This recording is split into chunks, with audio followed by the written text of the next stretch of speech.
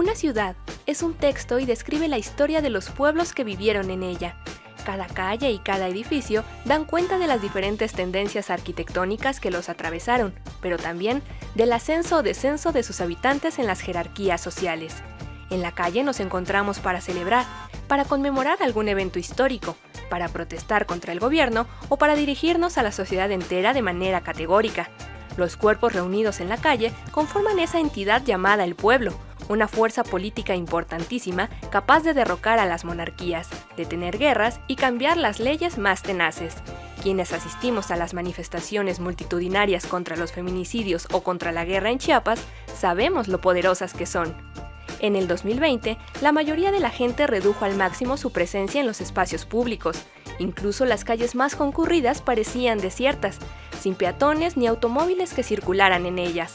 Hoy, a pesar de la reaparición del omnipresente tráfico, los expertos nos dicen que la gente sigue sin recuperar la vida social que antes tenía. Los jóvenes ya no salen tanto a bares y a fiestas y visitan menos los jardines y las plazas, por no hablar de las costumbres cada vez más generalizadas de trabajar desde casa y pedir comida a domicilio para deglutirla a toda prisa frente a la pantalla. El espacio público es fundamental en la vida de los ciudadanos. Este número, dedicado sobre todo a la Ciudad de México, pero también a otras, se plantea una pregunta importante. ¿Qué perderíamos si perdiéramos la calle? Pues bienvenidos al programa de la revista de la universidad. Estamos con el tema la calle, ese lugar por el que circulamos, o ese no lugar, según algunos, que a veces no vemos, que a veces no nos fijamos a detalle, que es de todos, que es de nadie, que es propio.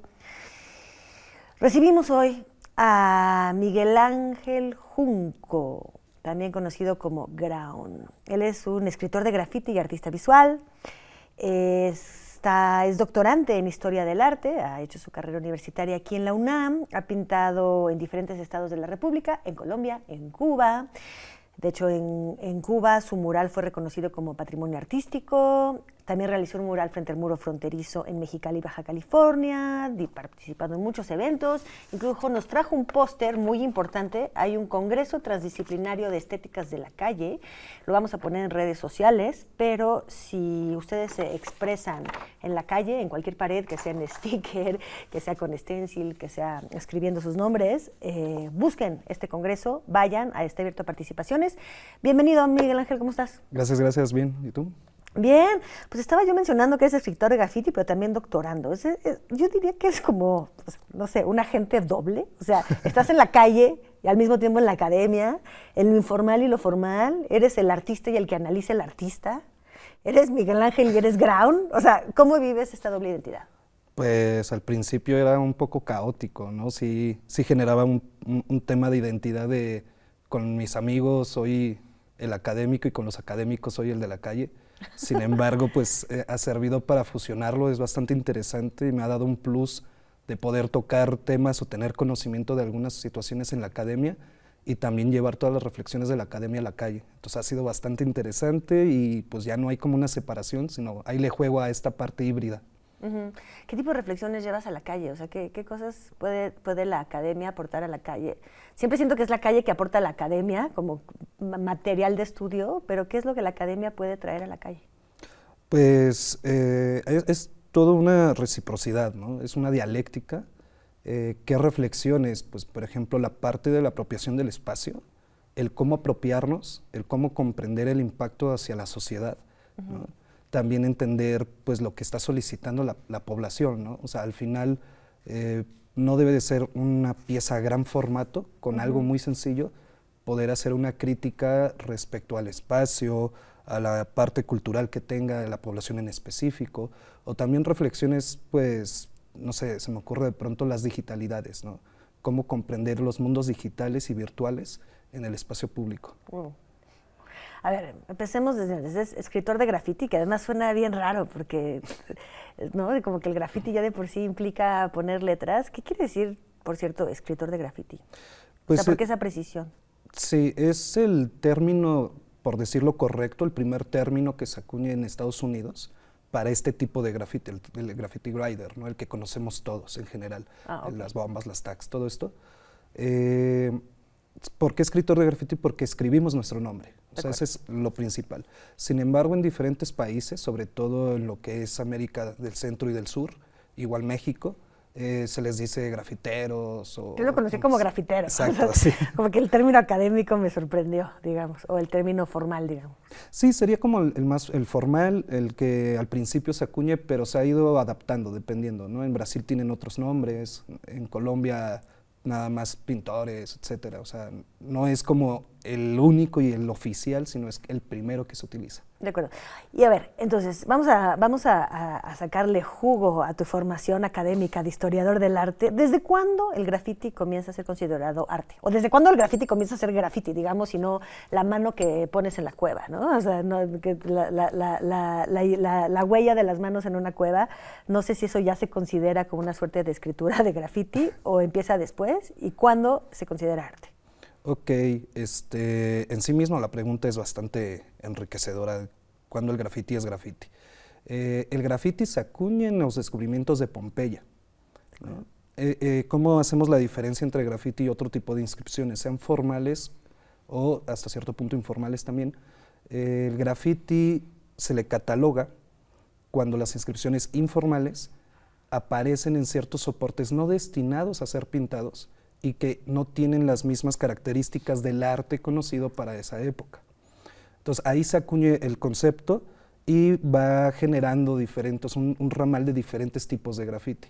A lo largo de la historia encontramos graffiti, por ejemplo, maya, graffiti novohispano, que cumplen las mismas características. No me lo imagino. El graffiti novohispano, maya, que... Por ejemplo, en Bonampak, en diferentes centros ceremoniales y tal, pues hay murales. Sin embargo, hay inscripciones totalmente informales, no sabemos por quiénes fueron realizadas, hay bastantes hipótesis, pueden ser de visitantes, de conquistadores o de propia gente de ahí, que ponían, o sea, al final escribían o dibujaban, porque esto es bastante interesante de poner en la mesa. El graffiti, aunque acabo de mencionar que es escribir, es realmente un texto, una imagen, es iconotextual.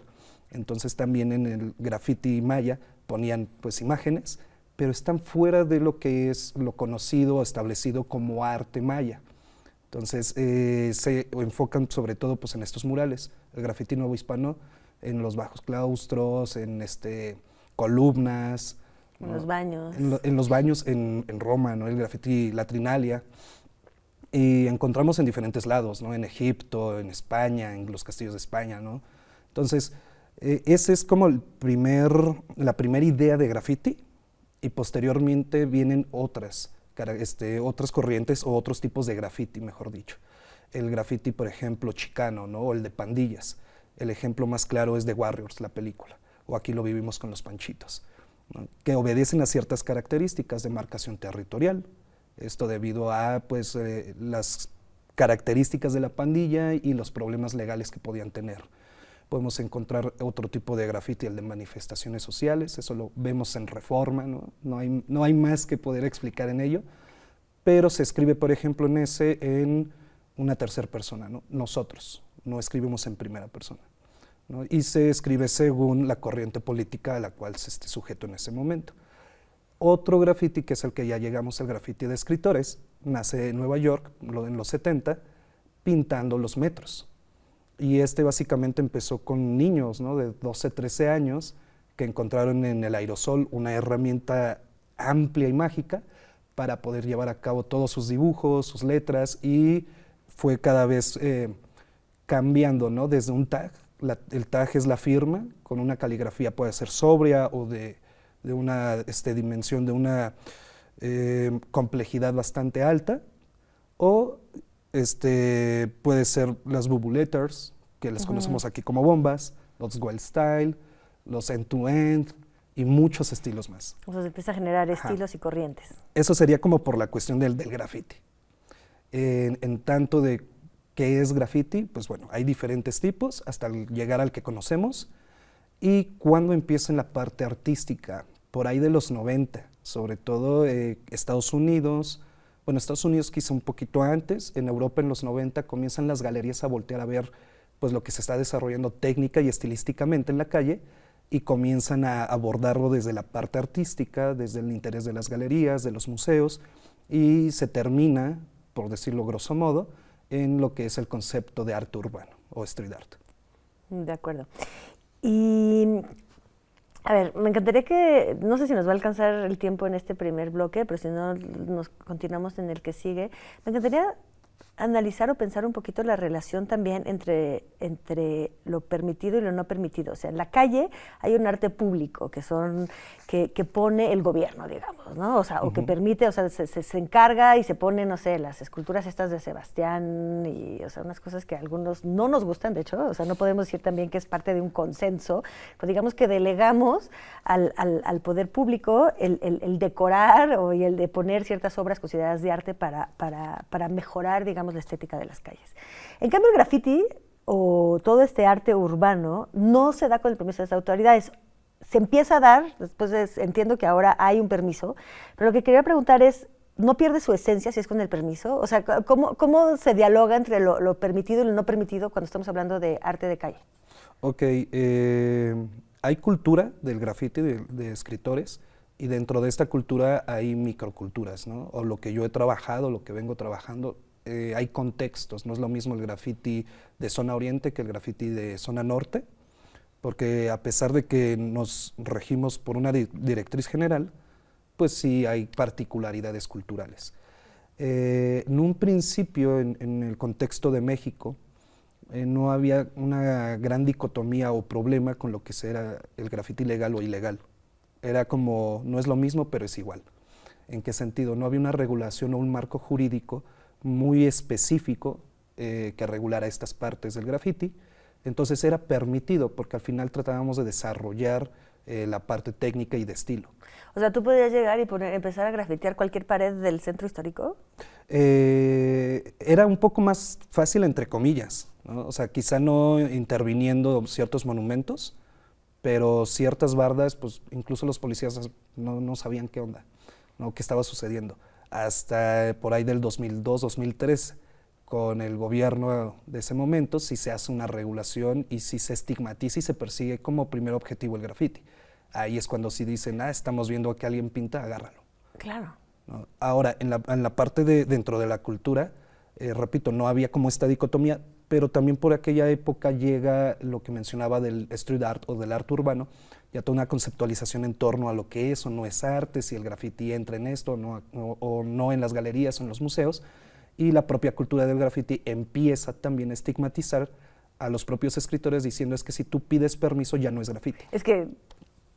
Pero antes no había problema. O sea, antes no había problema entre pedir o no pedir. Exacto. ¿Te refieres? Sí. Ay, señor, ¿le puedo pintar aquí su barda? Exacto, y ya, sí. ¿no? ¿O no? Sí, de hecho de eso se trataba. O sea, no era pedir permiso para hacer graffiti. O sea, no era un graffiti legal, sino era solicitar nada más la barda. Y era una cuestión muy comunitaria, precisamente así de, oiga, mire, pues yo pinto, me interesaría su pared, me la presta, no, bye. Claro. Y los policías pues eran así como de, pues está bien, ¿no? Pero ya con toda esta estigmatización y estas tolerancia cero, pues aunque uno pintara legal o con permiso, pues llegaban y nos subían. Sí, a mí me ha tocado, ¿no? Me ha tocado. Vamos a hacer la pausa anunciada, perdón por interrumpirte, y vamos a seguir tratando de elucidar un poco esta relación extraña, ¿no? entre lo legal permitido o no en cuanto a graffiti. Volvemos después de un pequeño corte.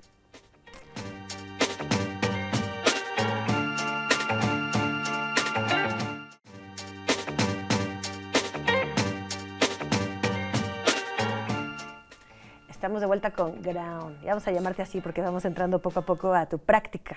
Claro. Estábamos hablando de lo legal y ilegal. ¿Qué tan oficial puede ser un graffiti? ¿Sigue siendo graffiti si es oficial? Y tú hablas de las barras por las que se pide permiso, pero yo pienso en los espectaculares, ¿no? Que mientras están en renta, pues de repente aparecen todos pintados. O sea, sí hay cierto salvajismo todavía en el graffiti y me pregunto que cuál es la valoración dentro de las bandas que hacen graffiti de eso. Ok, en un concepto general, el graffiti debe de cumplir 3 características. Y este concepto general podríamos decirlo que es un concepto histórico, ¿no? Muy grande, que debe de ser ilegal, transgresor y anónimo. Sin embargo... Aunque pongas tu nombre, pero exacto. Es un nombre otro. O sea, te conocen como... Es como un nombre de narcotraficante, diferente, ¿no? Sí. Es un apodo. Exacto, es un apodo. Es artístico. Precisamente, pues se ponía para que no nos reconocieran, ¿no? O sea, no solamente por el nombre de pila, sino que era jugar con el sistema de, pues, quién es el dragón, ¿no? Y veías dragón por todos lados, y nadie decía quién era dragón, nada más en el circuito sabíamos quién era. Pero bueno, ha cambiado, ha avanzado el tiempo. Digo, en México llevamos más de 30 años con graffiti y ha sido un movimiento que avanza muy rápido, a nivel tanto técnico como estético, y culturalmente como movimiento también ha avanzado rápido, al punto de que pues ya no es anónimo. O sea, muchos damos el rostro, muchos decimos nuestro nombre, ya no hay ningún problema. Pues los pioneros tienen pues más de 45 años también, ¿no? Uy, qué viejos. No tanto por ello, pero me refiero a que ya no andan como en esa sintonía muy adolescente de tener este seudónimo, ¿no? Y esa doble personalidad, por decirlo.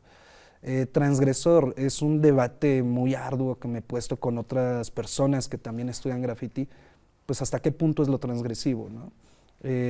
Yo en lo personal pues, considero que el graffiti debe ser incluso transgresor con el propio graffiti. Okay. Entonces ese es un punto bastante a tocar. Y pues bueno, de igual modo, ya hay muchos escritores que venden sus productos, que se han insertado en el mercado jugando con el propio sistema, por decirlo de algún modo, y eso puede decir que es transgresor. Entonces es como muy ambiguo, muy moldeable. Y la parte ilegal, repito, hay en muchos espacios que no hay un marco jurídico que diga es ilegal pintar, ¿no? O sea, se regula sobre todo por daños a propiedad. Sí, claro. Pero pues al final, si uno llega a pintar un lugar en donde no hay una propiedad como tal, aunque se supone que siempre hay un dueño, pues no está haciendo nada ilegal. Entonces es como muy moldeable toda esa parte. Y qué es lo que podemos o no decidir si es graffiti o no es graffiti, pues ahí se ha hecho un mundo tan grande que hay personas que incluso dicen que pasear su perro es hacer graffiti. Claro, con el pipí, ¿no? Okay. Exacto, casi. Oye, bueno, o sea, iba a también preguntarte, o sea, hay también gente que pone stickers, hay stencils, o sea, veo, hay una gran variedad de expresiones, digamos, en la calle que pueden ser espontáneas, que pueden ser posteriormente aceptadas, incluso paredes cortadas y llevadas a museos, lo hemos visto.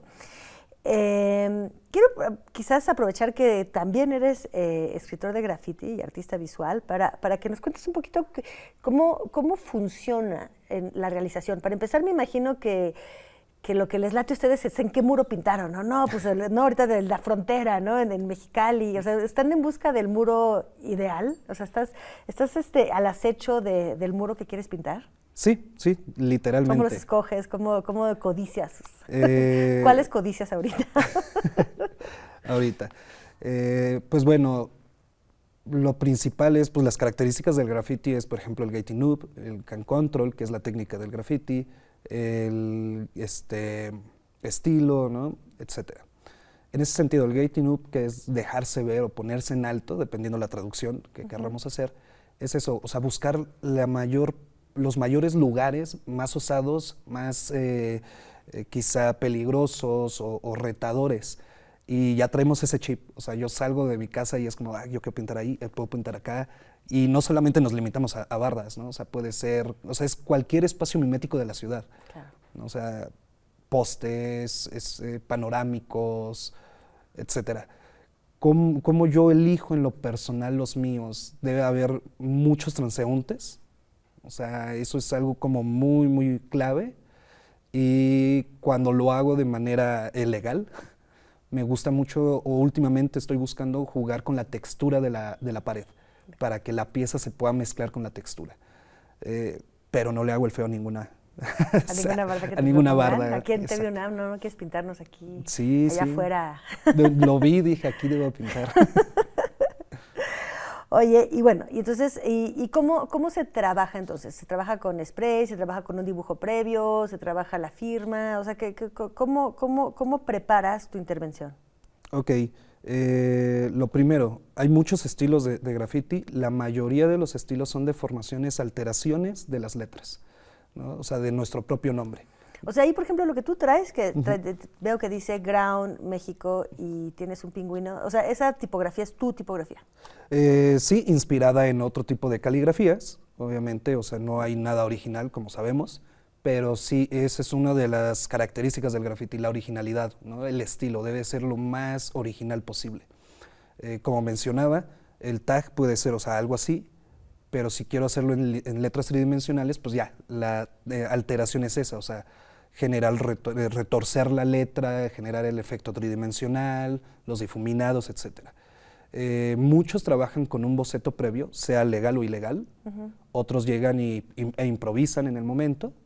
Yo en lo personal de las dos, o sea, dependiendo como el estado de ánimo y en dónde vaya a pintar, ¿no? Cuando es un proyecto grande, por ejemplo en Mexicali, que fueron más de 50 metros cuadrados, un muro bastante amplio, pues sí ya llevaba un boceto y que sobre la marcha, ahora sí que la pared te dice, no, cámbiale, ponle, por aquí va esta rama, etc. En México está muy planeada, mejor dicho, estipulada la idea de que el graffiti debe ser con aerosol, únicamente. Muchas personas han incluso dicho, ¿no? Así como de, pues han de ser muy ricos. Pues la cuestión es de que tenemos Comex. Bueno, en un inicio tenemos una empresa de pintura tal cual de México y eran muy baratos en aquel momento. Entonces era puro aerosol, que es el can control, dominar el aerosol, ¿no? Pero en otros lados no. O bien, también en México era el pegar sticker o el stencil, era, de nuevo, es lo mismo, pero no es igual. Entonces, el sticker y la stencil, hasta donde entiendo, tiene también el efecto de la rapidez, de que pum, pas, lo pegas o el stencil es mucho más rápido que llegar, poner tus botecitos, tu escalerita y ponerte a pintar y que justo te agarre la policía o, en fin, si no tienes permiso. El stencil es 1, 2, 3 y vámonos, ¿no? O sea, ya está la figura dibujada, nada más le das 3 brochazos y corres, y también los stickers. Sí, pero eso es como lo más sencillo. Hace unos años, por ejemplo, el Paste Up, o conocido, bueno, los póster, pues, había un póster de dimensiones de más de 1 metro, ¿no? O sea, eran enormes y es llegar con el engrudo, ponerlo en la pared, entonces eso te lleva 1 o 2 minutos. En comparación con el graffiti, hay grafiteros que te hacen una bomba en 3, 4 minutos. Wow. ¿No? Entonces es como también, o sea, a pesar de esta rapidez, se corre un riesgo, ¿no? En lo personal también me ha tocado... Y se admira eso, ¿no? La ejecución rápida. Claro. Es parte del sí, sello. ¿no? Y además de esta ejecución es que lo ejecutes y quede bien. O sea, imaginemos que en 4 minutos tienes para realizar una bomba y que no se te chorríe, que lo hayas rellenado bien, que lo hayas cortado, que lo hayas delineado perfectamente. Todavía te da tiempo para dedicarle a tu mamá, así de, mamá, hice una bomba, ¿no? O sea, en 4 minutos, o sea, es un desafío real, ¿no? O también hay mucha gente que en un muro ya grande, una pieza a gran formato, conozco personas que hacen rostros realistas en 6 horas, 5 horas. Entonces también uno se queda impactado de la técnica, qué tan dominada la tienen. Eso sí es muy... O, repito, o sea, ahí pegar póster en ciertos espacios, stencil, no nada más pequeños, o sea, hay stencil tamaño de 2 metros, entonces llevar a cabo el estar pegando, elegir la pared, para que haya una interacción con el público, o sea, es todo un gran desafío. Y cómo lo preparan, o en lo personal, cómo lo preparamos, pues desde que salimos y comenzamos a ver, esta pared es la ideal, esta ya mis ojitos, y a esa hay que intervenir. Claro, tampoco es algo tan espontáneo cuando ya es algo grande, ¿no? Es algo que es como la planeación de un crimen. Casi, sí. Oye, ¿y qué artistas de referencia tienes? O sea, ¿quiénes crees que han hecho un gran trabajo en cuanto a este tipo de expresión? De graffiti. Casi de cajón, Humo es para mí una gran inspiración. Por un lado por su estilo, como por otro por su trayectoria y el cómo ha llegado a los lugares en donde ha estado. ¿Cómo ha llegado? ¿A qué te refieres? Por ejemplo, fue todo orgánico, o sea, no hubo un planeamiento y ha llegado a niveles de un muralismo que es impresionante. Otro referente y que es amigo, Guillermo Oreida, conocido como Señor Nuke, también por como toda la intención que ha tenido en el espacio público, el cómo jugaba él con el espacio público y cómo en los 90 él ya traía la idea de hacer instalación, o sea, hacía graffiti y al mismo tiempo hacía instalación, o hizo graffiti desmontable, que eso para mí era como, wow, ¿no? O sea, estaba quizá adelantado a su época, mientras todos todavía decíamos, vamos a hacer letras, él ya estaba como, hay que experimentar con otros materiales. Claro. Y pues no sé, creo que en general hay muchas personas que me llaman la atención de manera internacional o nacional, sea por su estilo, sea por la innovación de sus trabajos, de sus piezas, pero también nuevas generaciones, ¿no? O sea, hay muchos que tardamos años en desarrollar o a dominar un poco la técnica o el estilo, cuando hay personas que en 2 años ya lo están haciendo. ¿Y Banksy es un referente? Banksy sí me gusta bastante, creo que, o sea, en lo personal, tanto de forma como fondo, me gusta su trabajo. No es una inspiración directa, pero lo que me interesa bastante de él es la crítica social que realiza. Es que es y al instituto, sí, y además con esta idea del concepto general que mencionaba de ilegalidad, transgresión y anonimato, Banksy los cumple. Entonces, totalmente. Podríamos decir que es un grafitero. Está en el museo, pero realmente no está. O sea, yo no entiendo bien eso. Y acaban de aparecer, estaba yo viendo que ya hay grafitis en Ucrania. Sí. En lugares, que bueno, ahí hay otro tema, ¿no? Ir a lugares siniestrados. O sea, es terrible a poner un mensaje, pero al mismo tiempo un ángel, nada más o sea, hay 1000 otras cuestiones éticas, pero me impresionó mucho verlo que sigue ahí y que nadie lo vio pasar. Claro, ¿no? O sea, a mí me gusta mucho una intervención que realiza en una venta en una galería de réplicas de su trabajo. Llega y pone un sticker en la ventana de todas las obras son falsas menos esta. Entonces es un genio en ese aspecto. Sí, ¿no? Él es muy semántico, o sea, tiene toda una gramática, o sea, él juega con eso. Oye, pues bueno, vamos a, ya, pues como dices, me supongo que vienes con estos pósters y también los vas pegando por todas partes, como es tu costumbre, ir poniendo tus cosas en las paredes de la ciudad. Muchísimas gracias, Miguel Ángel Junco Graun, gracias por venir a platicar un poco de tu arte y de esto que estudias en TV UNAM. Suerte con el congreso, vamos a ponerlo en redes. Perfecto. Para que llegue más gente. Claro, todos invitados. Al intercambio de stickers. La revista de la universidad va a ir, con stickers. Perfecto. Súper. Ahí hacemos el intercambio. Órale, intercambio de stickers. Pues esto fue pues un programa, el primer programa del tema en la calle. Sigan pendientes para lo que sigue. Salgan a la calle, inspírense, traigan ideas, ¿no? Y las confrontamos aquí a través de la pantalla, ustedes y nosotros.